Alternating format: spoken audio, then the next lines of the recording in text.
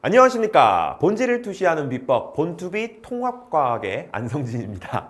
제가 원래는 그동안 이투스에서 이 지구과학 강의만을 서비스를 해와서 항상 본투비 지구과학의 안성진입니다 이렇게 했었는데, 이렇게 통합과학으로 인사를 드리니까 감회가 또 새롭네요. 자, 이 영상은요 2024년에 중학교 3학년이 되는 학생들을 위해서 우리 학부모님들께 드리는 이 통합과학 학습 가이드 영상이고요.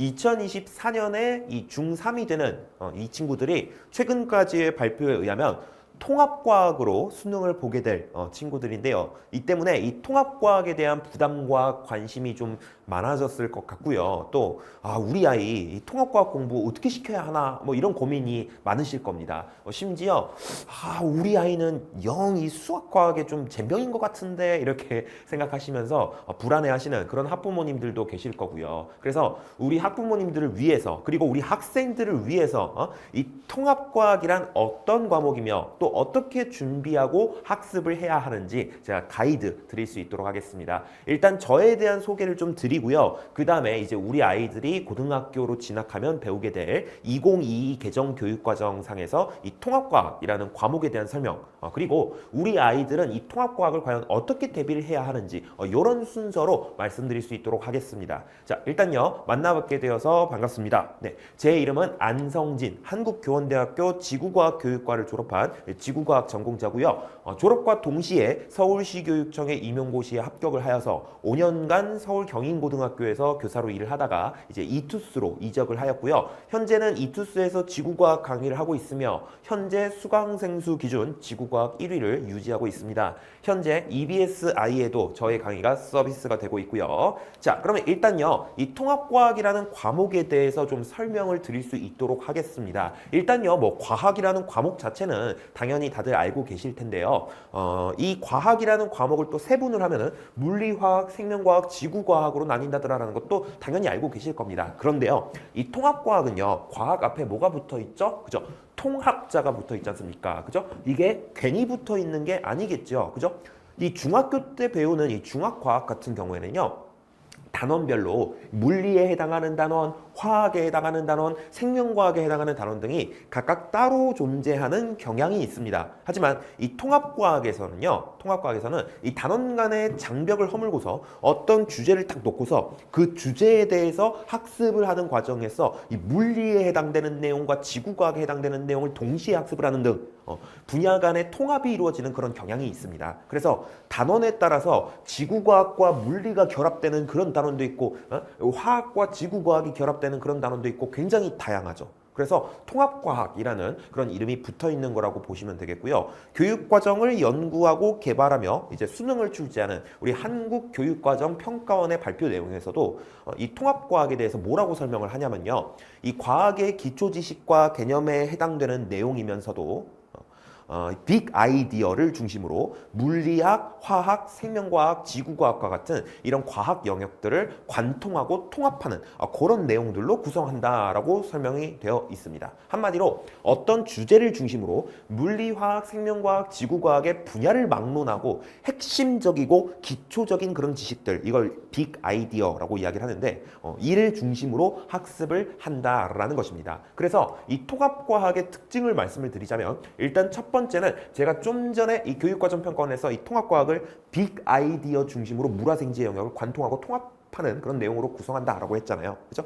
이 빅 아이디어는 각 과목의 어떤 핵심적이고 기초적인 지식들이라고 할 수가 있겠고, 이러한 내용들 위주로 교과가 구성이 된다라는 것이고요. 그 다음에 이제 두 번째 같은 경우에는 중학과학을 베이스로 확장된 과목이며, 통합과학에서 배운 내용을 기반으로 이제 고등학교 2학년에서 일반 선택 과목으로 배울 물리학과 화학, 생명과학, 지구과학을 좀 더 심도 있게 학습할 수 있도록 한다는 것입니다. 그 다음에 세 번째는 빅 히스토리적 구성이라는 것인데요. 히스토리가 역사란 뜻이잖아요. 그죠? 이게 지금 그러니까 지금 현 교육 과정에서의 통합과학에서도 두드러지는 특징인데, 이 통합과학이 어떤 주제를 놓고서 그에 대해 설명하는 과정에서 물화생지 다양한 분야의 개념을 학습하게 된다라고 말씀을 드렸잖아요. 그런데 그 주제가 우주의 탄생부터 시작해서 시간이 흐름에 따라 뭐 어떤 입자들이 생겼고 어떤 물질들이 생겼으며 생명체는 어떻게 등장하게 되었는가라는 식으로 어떤 큰 역사적인 맥락이 있어요. 그래서 이 빅히스토리적 구성을 갖는다라고 이야기를 하는 것이고요. 2022 개정 교육 과정에서는 물론 기존과는 이런 빅히스토리적 구성이 살짝 달라질 수 있지만은 그래도 발표된 성취 기준을 살펴보았을 때 아무튼 간에 이런 빅히스토리적 구성 자체는 여전히 남아있을 가능성이 높겠습니다. 자, 그 밖에 이 2022 개정 교육 과정에서의 통합과학의 특징이라고 이야기를 한다면요. 일단 내신 측면에서 기존에는 상대평가로 9등급제로 운영이 되었었는데 이번 교육 과정에서는 5등급제로 바뀌었습니다. 그죠? 이는 통합과학뿐만 아니라 모든 과목에서 동일하게 변경된 그런 사안인데요. 뭐 어쨌든 경쟁을 해야 하는 건 마찬가지인데 1등급이라는 그 등급 자체가 필요할 때 이를 받기는 조금 더 수월해졌다라고 할 수가 있겠습니다. 대신에 2등급 이하 등급의 그런 가치들은 좀 더 낮아지게 되었다라고 생각할 수가 있겠죠. 그죠? 기존 9등급 체계에서의 2등급과 그다음에 이런 5등급 체제에서의 2등급은 꽤나 많이 수준 차이가 난다라고 말씀드릴 수가 있을 것 같아요. 자, 그리고 이번 교육 과정에서의 가장 충격적인 변화 중 하나죠. 그죠? 바로 1학년 때 배우는 이 통합과학이 수능 과목이 되었다는 것입니다. 물론 이 2022 개정 교육과정 자체가 아직 완전하게 확정된 것은 아니에요. 그렇기 때문에 이후 계획이 변경될 가능성이 없지는 않지만 일단 통합과학으로 수능을 본다라는 사실은 거의 확정이 된 사실이라고 보시면 되겠고 문과, 이과 구분 없이 모든 학생들이 통합과학과 통합사회를 응시를 해야 합니다. 그리고 이제 수능은 기존과 동일하게 상대평가로 9등급제로 운영될 가능성이 높고요. 시험 범위와 그다음에 평가 방식 외에 뭐 어느 만큼의 시간 동안 통합사회 혹은 통합과학을 볼 건지 아니면 뭐 문항수가 몇 문항인지 뭐 그런 것은 아직 전혀 발표된 바가 없습니다. 예시 문항 같은 경우에도 이제 내년 하반기쯤 발표가 될 것이다라는 그런 안내만 나와 있는 상황이고요. 자, 근데 이러니 저러니 해도 우리 학부모 여러분들이 가장 궁금한 건 아니 그래서 이 통합과학을 어떻게 준비하고 공부해야 하는가라는 그런 내용이겠죠. 제가 오늘 드리는 말씀 꼭 이해하시고 우리 아이들에게 이 과학 공부는 이렇게 하는 거다라고 꼭 지도 부탁드립니다. 자, 일단요. 첫 번째, 과학은 절대로 단순 암기하는 과목이 아닙니다. 2022 개정 교육과정의 핵심은 문과와 이과의 구분을 없애자는 것이지만 그래도 이 기존의 문과 성향의 학생들 그리고 이과 성향의 학생들이 있었다라고 한다면 이 문과 성향의 학생들이 과학 공부를 할 때 주로 보이는 특징이 있어요. 뭐냐면은 개념을 학습할 때 혹은 문제풀이를 할 때 그 과정에서 그냥 내용을 암기를 하고 넘어가 버리는 경우가 많다라는 것입니다. 그래서 내가 어떤 문제를 틀렸어. 틀렸네? 이거 외우고 다음에 틀리지 말아야지. 이러고 넘어가는 경우가 많다라는 거예요.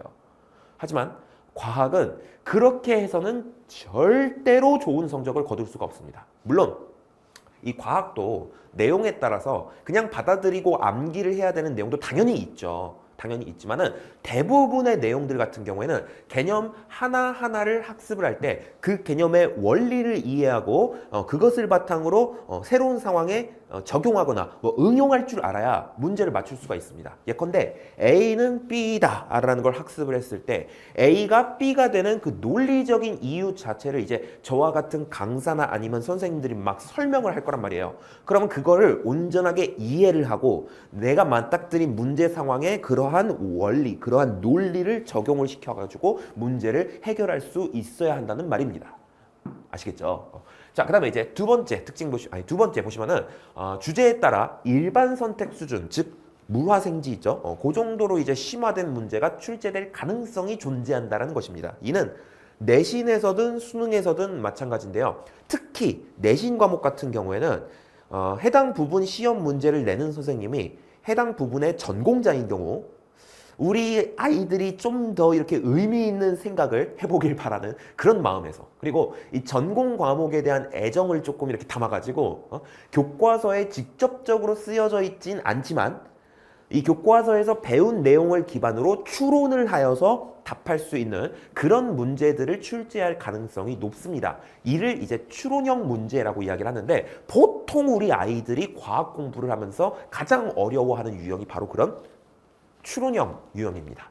아무래도 교과서에 직접적으로 그렇게 써 있는 게 아닌 거를 이제 정오 판별을 하라 이렇게 이야기를 하니까요. 그래서 많이들 어려워하는데 하지만 직접적으로 우리가 그 내용을 배우진 않았어도 우리가 배운 내용들을 재료로다가 추론을 할 수 있는 그런 유형의 문제는 정말 얼마든지 합법적으로 출제가 가능하다는 것 좀 알고 계셔야 되겠고 수능 또한 마찬가지입니다. 통합과 교과서에만 쓰여있는 내용들만으로는 분명히 우리 학생들을 변별하기가 쉽지가 않을 거예요. 특히 상위권을 변별하기가 굉장히 쉽지가 않을 건데 제가 앞서 말씀드린 이런 추론형 문제들이 아무래도 난이도가 좀 있는 문제들이다 보니까 변별을 위해서 그러한 문제들이 출제될 가능성이 높습니다.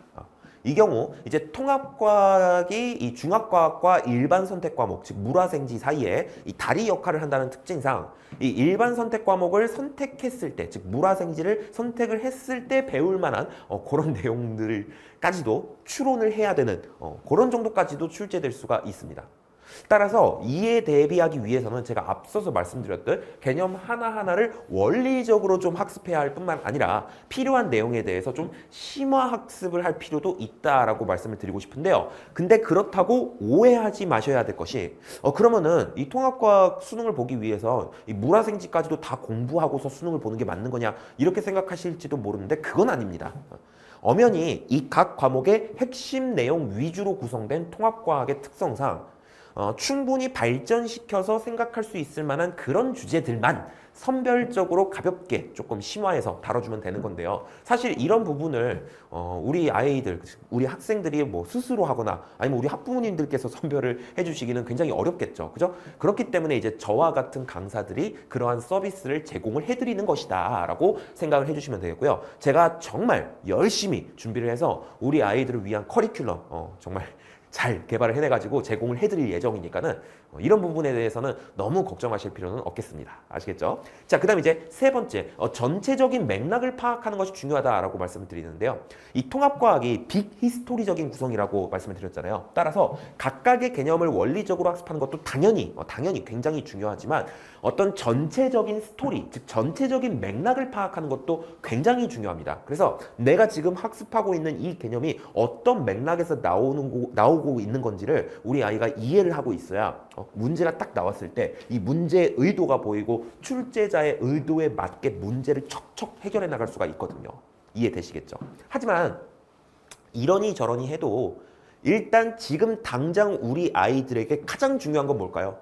그죠? 다들 예상하시겠지만은 일단은 지금 학습하고 있는 이 중학과학 이것을 열심히 정말 탄탄하게 공부를 해두는 것입니다. 이 통합과학은요 제가 말씀드렸던 것처럼 중학과학을 베이스로 확장이 된 과목입니다. 이 중학과학이 부실해버리면요 통합과학을 절대 공부할 수가 없습니다. 그냥 아예 공부를 할 수가 없어요. 그렇기 때문에 뭐 우리 아이 벌써부터 좀 선행학습을 시켜야 되나 이런 생각보다는 일단 우리 아이가 지금 학습하고 있는 이 중학과학의 내용을 좀 꾸준히 복습을 시켜주시면서 중학교 1, 2, 3학년의 내용을 다 이렇게 꾸준히 복습을 시켜주시면서 좀 기초를 탄탄히 하시라라는 말씀 진짜 꼭 강조를 드리고 싶습니다. 아시겠습니까? 자, 우리 학생들과 학부모님들이 믿고 따라오면 안심하고 통합과학을 공부할 수 있도록 저는요 벌써부터 이 교재 준비를 하면서 교육과정을 정밀 분석을 하고 있습니다. 제 강의에는 정말 여러 가지 장점이 있지만은 그 중에 가장 좀 큰 장점으로 말씀드릴 것 같으면은 100% 제가 손수 수작업으로 만들어낸 여러 가지 시각화된 자료라고 말씀드릴 수가 있겠는데요. 이런 자료들 어떻게 만드는 건지 제가 주변 사람들한테 막 설명을 해줘도 잘 못 따라할 정도로 굉장히 많은 수고와 노력이 들어간 그런 자료들이거든요. 이렇게 우리 아이들이 학습할 내용에 대한 자료 정말 열심히 제작해서 우리 학생들이 공부를 할 때 좀 더 직관적인 이해를 할 수 있도록 돕는다라는 게 제 강의의 정말 특장점이라고 말씀드릴 수가 있겠고 이러한 제 장점이 이 통합과학을 공부하는 우리 아이들에게 굉장히 큰 도움이 될 거라고 생각이 들거든요. 그래서 꼭 우리 아이 고등학교 들어갈 때 되면은 안성진의 통합과학 강의를 잊지 말고 추천을 해주시기 바랍니다. 자, 이렇게 해가지고요 2022 개정 통합과학에 대한 학습 가이드 영상에 대한 안내를 마칠 수 있도록 할 건데요. 마치기 전에 작년 수강생들의 수강 후기 중에서 굉장히 좋았던 수강 후기 하나 소개해드리면서 마치도록 하겠습니다. 이 친구는 이제 저의 지구과학 개념 강의를 수강한 친구인데요. 개념 강의 수강 후 바로 1, 2등급에 진입을 했다라고 합니다. 그리고 후천적 천재를 만들어주는 본투비 지구과학이라고 하면서 이제 저의 강의의 어떤 장점들을 써주었는데요. 일단 첫 번째, 어려운 개념도 시각적으로 쉽게 이해할 수 있었다라고 하는데, 제가 앞에서 말씀드린 것처럼 제가 강의에서 활용하는 각종 자료들에 대한 평이 정말 수강생들 사이에서 대단히 좋습니다.